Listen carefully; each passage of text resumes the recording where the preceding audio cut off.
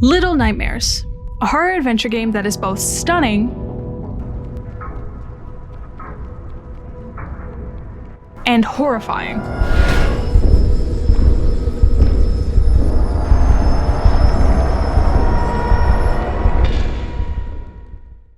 The characters, or really creatures, range from adorable to just whatever these are.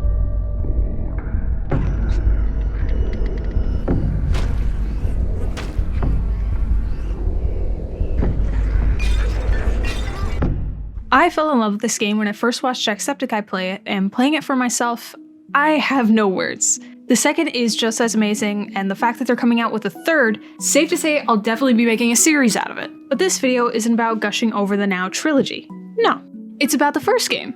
More specifically, its achievements. And zooming in a little bit more, this little right here. I have almost every achievement in this game, but this one. And that's what we're doing today. I am going to try to get the Heart to the Core achievement. And if you don't know what that entails, then let me tell you. Basically, to get this achievement, you have to beat the game in under an hour. And as I found out, it is very possible. But you also can't die. Like at all. Which has been a pain in my by the way. Before we start the video, just thought I'd say this is the first time I'm making a video like this.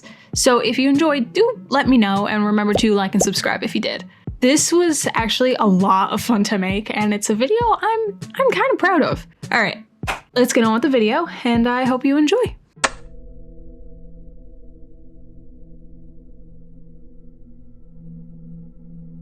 The game starts off with a lady.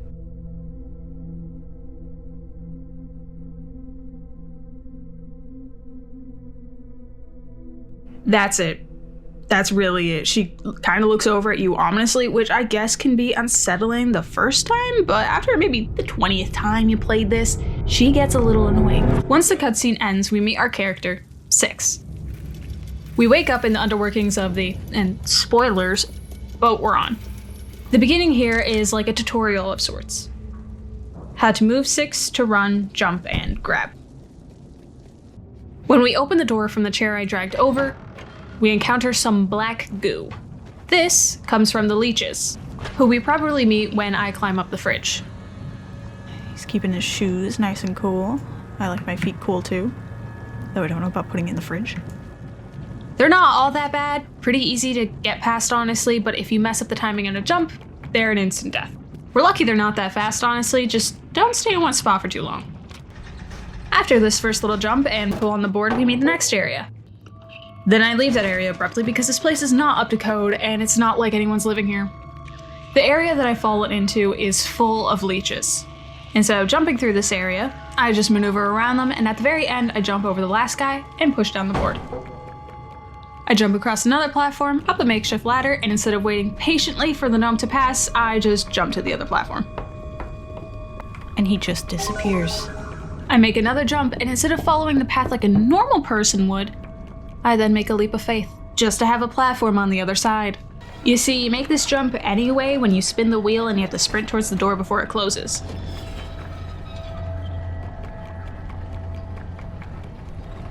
We're met with another room, where we just make a smooth glide into the next space. Short-lived, really. Here, we catch a glimpse of the first enemy, or boss, whatever you want to call him, from a distance dragging some poor kid in a cage. Mr. Long Arms, Mr. Daddy Long Arms, Mr. Baby Legs. After climbing the conveniently placed sheet rope, we are in a bathroom with an electric door, which in all honesty is extremely inconvenient, but there are a lot of other things that are weird here, so moving on. Now instead of just jumping from the toilet paper box, I move it forward just a little and jump from there to switch the lever, which turns off the electricity on the doors. This is another time segment, so I just run and jump across the toy room, remembering to stop sprinting at the bars so 6 can regain her stamina. Successfully making it across, we traverse the small hallway to a glowing eye, where when it sees you, you turn to a statue. I just decide to take this nice and slow across, go up the cages, and immediately run to the door on the right and under the bed.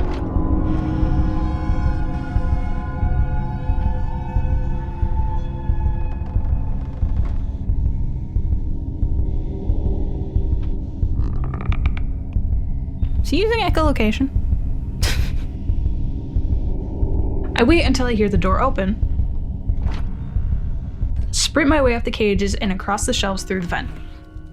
In this room, we experience the first of, I think, 5 hunger scenes. There is a way to skip it, but I genuinely couldn't be bothered because there's like a 50-50% chance of it working and me timing it wrong. The second pain, however, I decide to wing it and, well... Oh my god, I cheated it.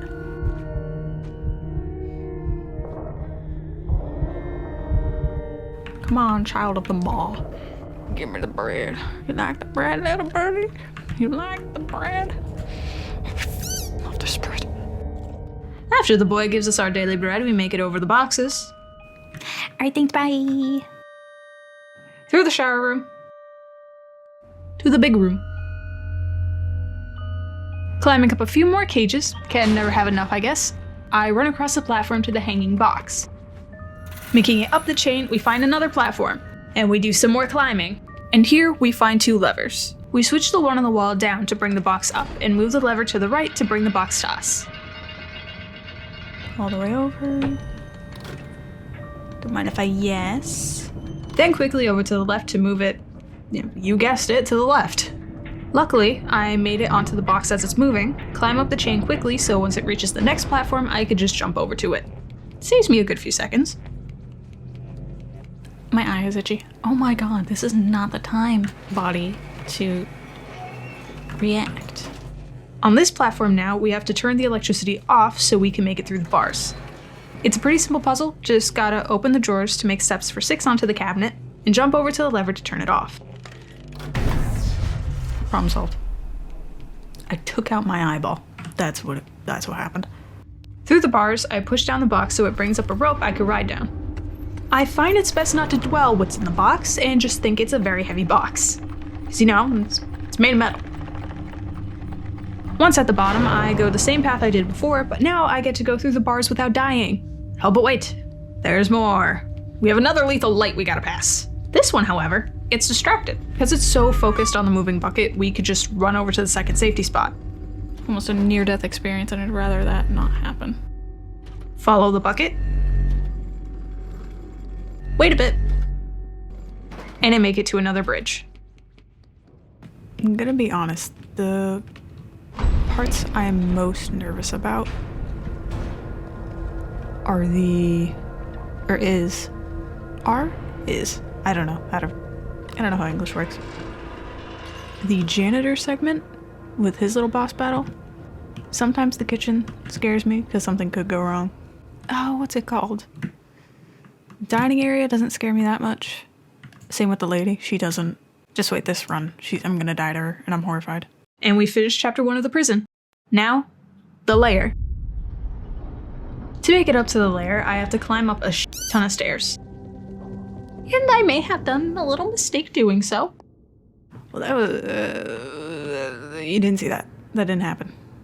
But don't worry, if you quit to the menu before the eye icon pops up, the game doesn't register you died or are about to die. We'll try that again.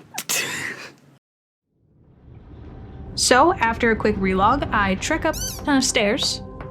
I'm also nervous for my stupidity. That's another segment I'm scared about. Into the janitor's room. Why does the music sound so hopeful? People pointed it out. I do a bit of drawer climbing. Grab the key that's just lying around. Nobody's gonna miss it, I'll be fine. Learn how to throw, and we find Monkey. I bet it stinks down here. Like, spoilers. Saltwater, fish, feet. On the elevator ride down, I seem to have no patience whatsoever, and in turn, make 6 look a little possessed. Take a look at the mask. A little creepy. Oh, sorry, this is my stop. I gotta go. At the bottom of the elevator, I reach the second hunger scene. This sequence is slightly longer than the others, probably because of this oddly long hallway that we totally don't see again. And please excuse my slight descent into insanity.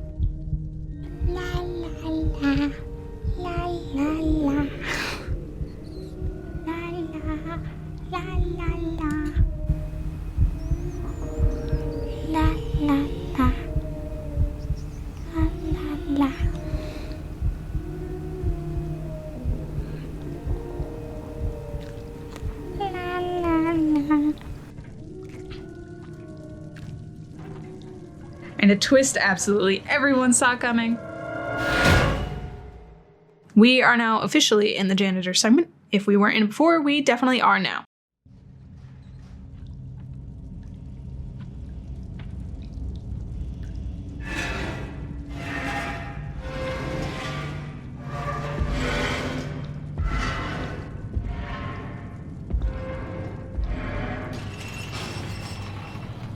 By throwing 6 violently against the sides of the cage, do I then make it fall. And then make an attempt to escape the locked room. In attempt to do so, I have to drag another poor kid in a cage over to the pulley which opens the door. The door slams closed pretty quickly, so I have to time this just right. How do you think you get this hand through? Because, like, that closes really quick.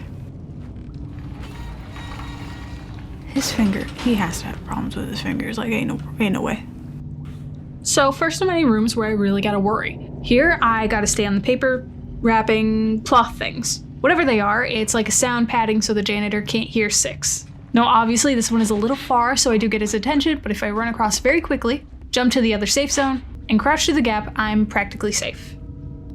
Even when I turn the lever, I don't get his attention for some time, and by the time we do, I'm already gone.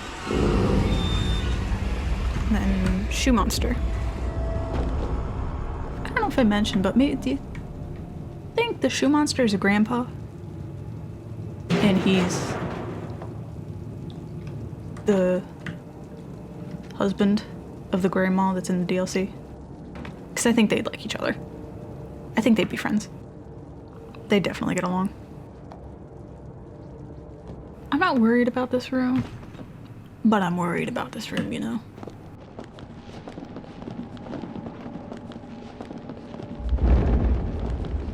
Live in fear, live in fear, live in fear, live in fear, live in fear, live in fear.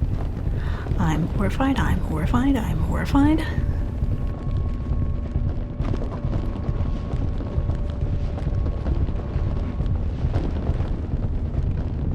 Oh. Alright, cool. Made it past Grandpa. Hey, this room looks a little familiar. Nah, it's probably fine. Oh, come on!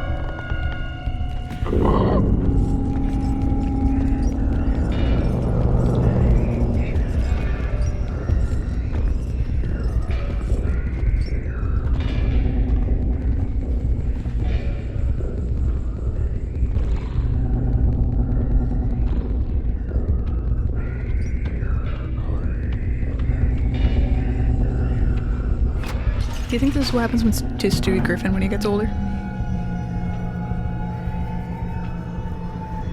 Is his name Stewie? Yeah, his name's Stewie. He doesn't get taller, his arms do.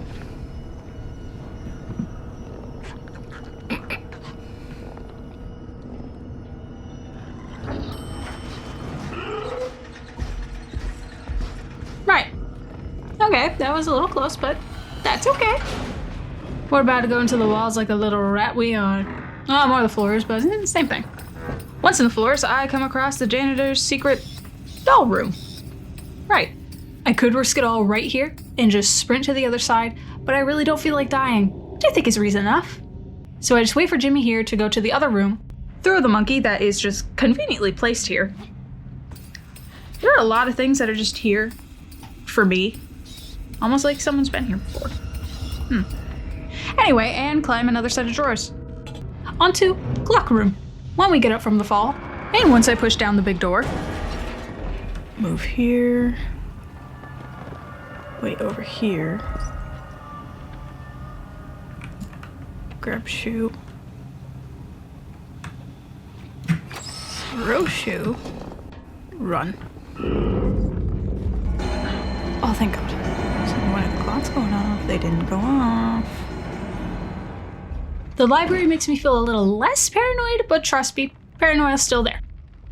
I gotta climb all the way up to the top, onto and across the dangling piano, which might just be used for a comedic effect, and out more books.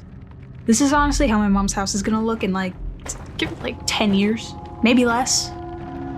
At the top, and in this little nook space thing, I gotta go across the room through the shelves.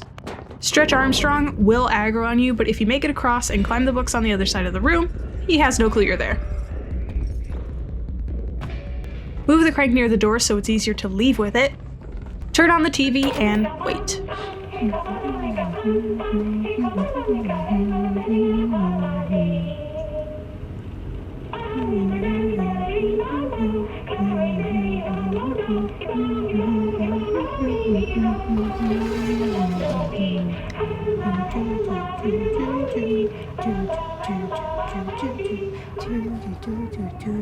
It's safe to run back because he can't hear you with how engrossed he is with the show.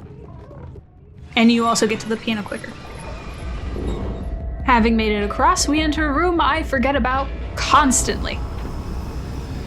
All you have to do is push the car over to the door at the opposite end and hold on for a little bit longer than you think you do. You're good. I made that mistake once. I remembered it every time. Anyway, across this we go through another vent system. Alright, this is the area where his hands start getting a little... Yikes.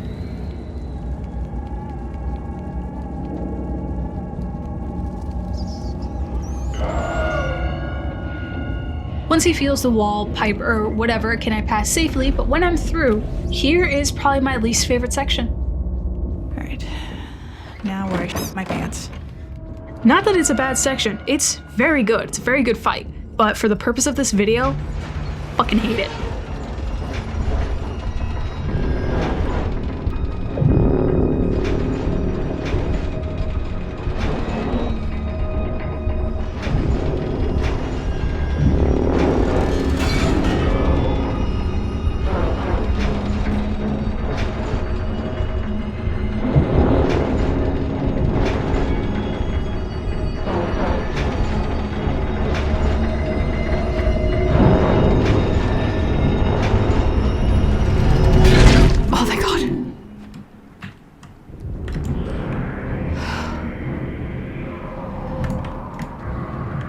Heart's a racing.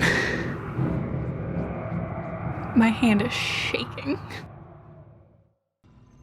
Now that we've amputated Mr. Creep, we take a little ride on some hooks and move into Chapter 3, the kitchen.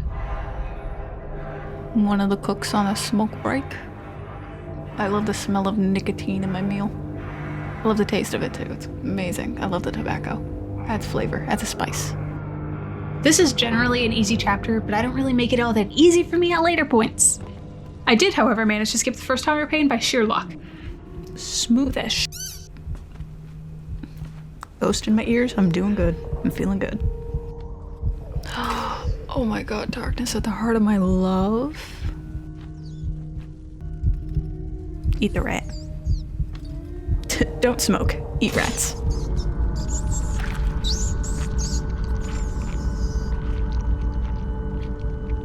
Six takes a quick bite from a little rat, and we quickly make our way to the kitchen.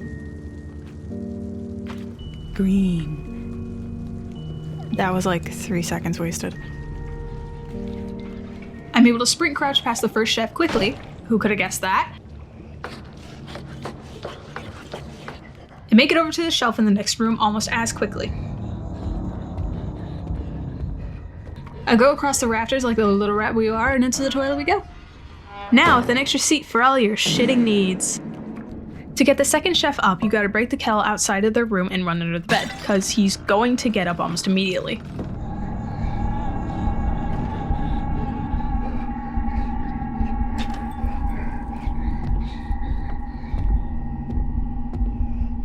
Once he leaves to the shitter, I go grab the key and run to the elevator, just to make it across the same room we did before. But this time I unlock the door and make it to the meat grinder. I expected more men, but then I think I'd be more concerned. Taking the lift, I enter the freezer where I have to put 3 pieces of meat on this little platform so we can turn them into sausages. Back down in the grinder, we crank the wheel to out some sausage links. Where then I could swing across into the vent and enter another freezer room. There doesn't really seem to be that much here, so why don't we go over to the elevator and into the next part then?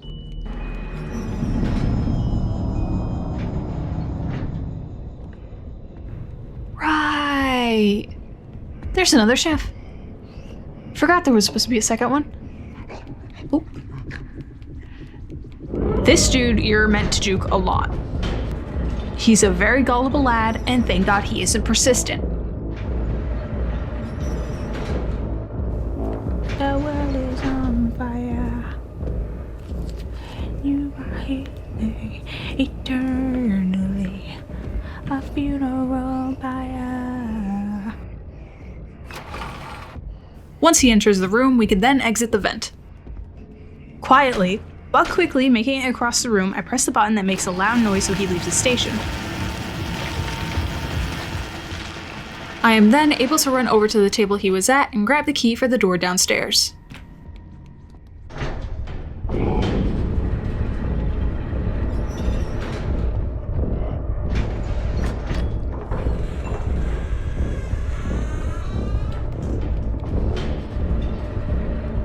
I was gonna open the chute, but I was being a bit of a pussy and just decided to hide and wait until he passes.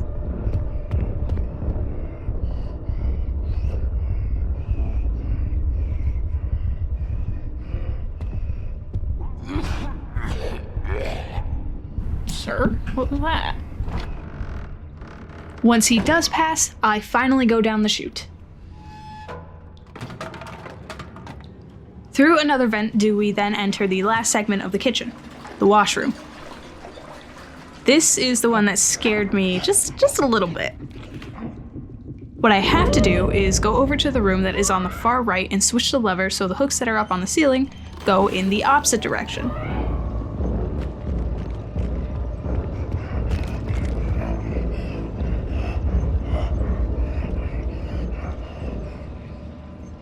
Then I gotta go back and climb something to reach them.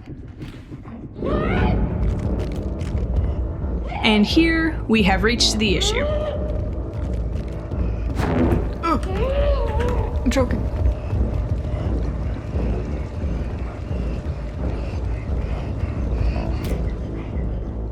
Sweating, shaking, throwing up, pissing, shitting even. Not really wanting to deal with that again. Instead of climbing the place that's in the center of the room, I just go off to the side and climb the pots that's on the shelf, grab onto one of the incoming hooks, and then I'm off.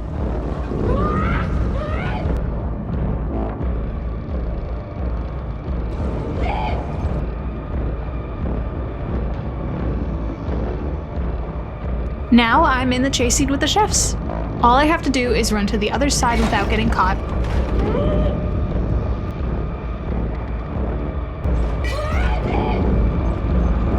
Grab onto a hook.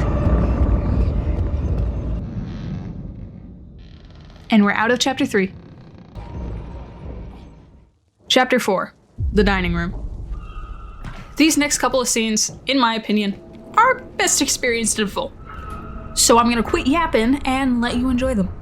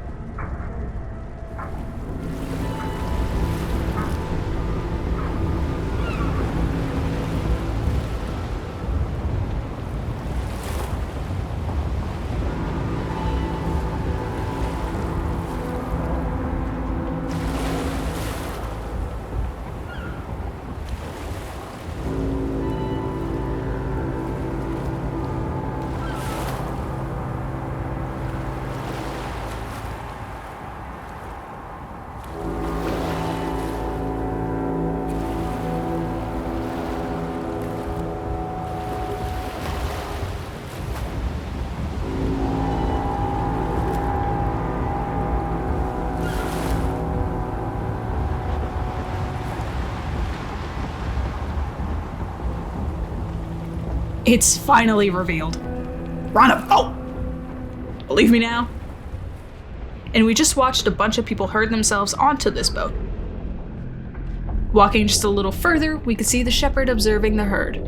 Either I'm getting deja vu or we've encountered her before. I follow the line from up above, jumping from lantern to lantern while their ominous chime sings in the background. Totally normal to hear when you walk into an establishment. What, you don't? Past the shoji, I encounter tables upon tables of food. Ham, pie, bread, sausages, fish, a whole head of garlic, cheese, breadsticks. Goddamn. Just when you thought the guests would be too focused on the food to notice a little old me walking through, they aren't. They just see me as a walking delicacy. In other cases, I would be flattered, but here, I'm scared, frankly. Anyway, the way that thing acted is essentially what we have to deal with from here on. And it isn't even that frequent either. Would it be considered cannibalism? Because I could take a guess on how some of the meat is gathered. Moving on. Jumping past the lady's big meaty claws, we go into where really, we just have to come back around. Is this seat taken? Maneuvering around their sticky hands, at the end of the table, I climb some lattice work and into another dining room. I swear, this place is like... Oh, wait. This place is a restaurant. Whoopsie. Dumb, stupid. Past this crawler, we enter a safe area. So I may have lied. I can't believe you believe me on that part. Nowhere here is safe. Unlike the janitor, we have never killed the chefs. Did we kill the janitor? He's probably dead by now. Anyway, so the chefs, they linger around here for a bit. He somehow catches on that Six is here, so I run to the bathroom and hide in a little cubby. Once he leaves, I throw a can at a mirror and climb the bars.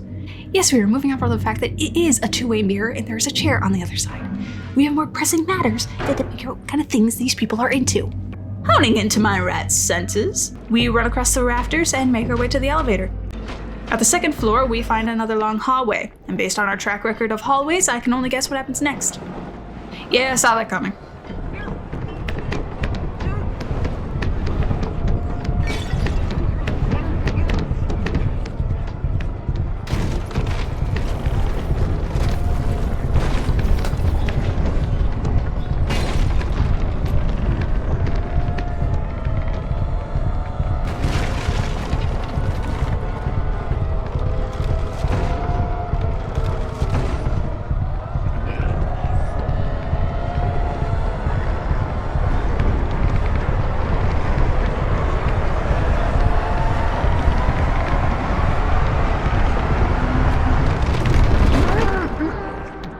After all the running, Six has wasted a ton of energy and is hungry again.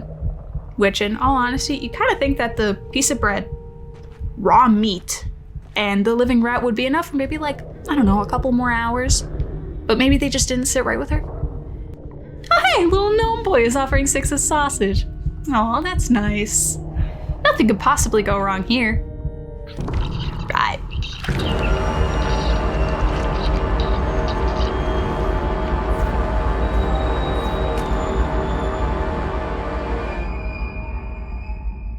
Still very sad. I played this many times. That part still kind of hurts. After the feast Six had, we see the lady entering an elevator. And with our ever-impending curiosity, we follow her. Where when the door opens, we encounter her living quarters. Gotta say, a lot of pictures. I go up the stairs and through the only door that is open, which, as it turns out, is her bedroom. To get past her without getting caught, we just have to crouch at the furthest point of her room. Somehow she isn't able to see Six. Once we're in her room, I do some property damage and thievery. Make my way back downstairs, into the door that was locked. And yes, I know the lady is gone. I have a feeling she knew we were there the entire time. Right on cue? Yeah, she definitely knew.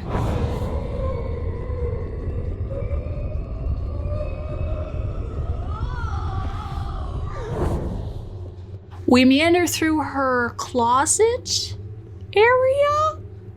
I don't know what this place is. It just has a lot of mannequins. Past her, yeah, we find a room filled with broken mirrors, and if that isn't hint enough, I don't know what is. But in the center of this room, there is a perfectly intact mirror. Picking it up and leaving the little room, we start the ladies' boss battle. Her fight, you have to A, stay in the lit area, And B, point the mirror in her direction when she comes at you.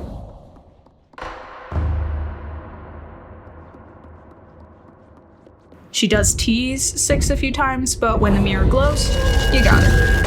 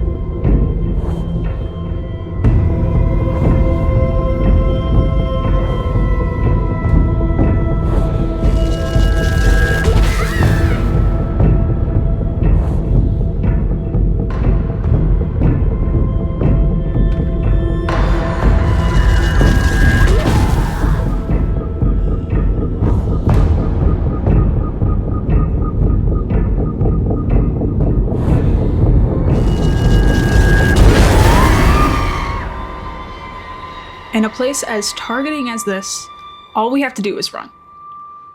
Run and maneuver around the grabbing hands and infinite stomachs. Constantly hungry, constantly feeding, drunk off of meat and fat. No room to breathe, no room to speak. Where the meat can almost be anything. Where there are starving children just waiting to be saved and brought away from hungry mouths. From people that are driven by sheer hunger for something different. Something raw. Something living. Everybody is hungry.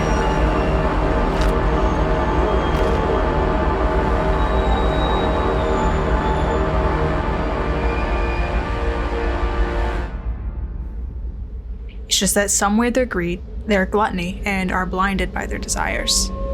Where they feed selfishly. Those well off feed on their greed.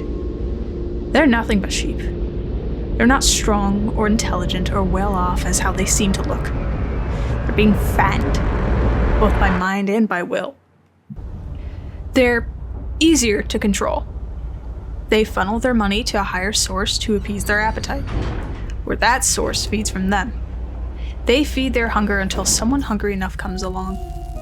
Someone that can create change. Someone that can do better. Someone that can be better. But in this industry, no one can be better. The minute you find yourself in a place of higher power, the minute you decide to do good, you are no better than your predecessor. The only way for change to exist is to destroy it. And that is Little Nightmares.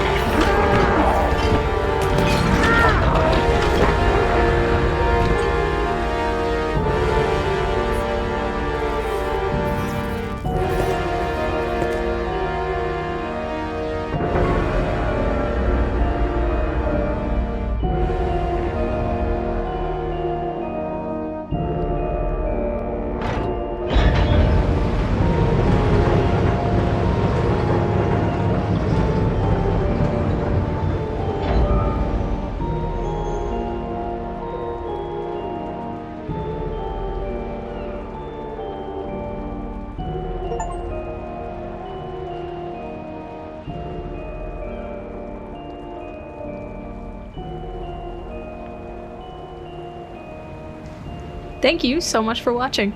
This was genuinely so fun to play and to make. Little Nightmares is probably one of my favorite games, and now I have 100% the entire game. I am so excited to play the second game, and even more so for the third game just to come out. I hope you enjoyed the video, and I'll see you next time.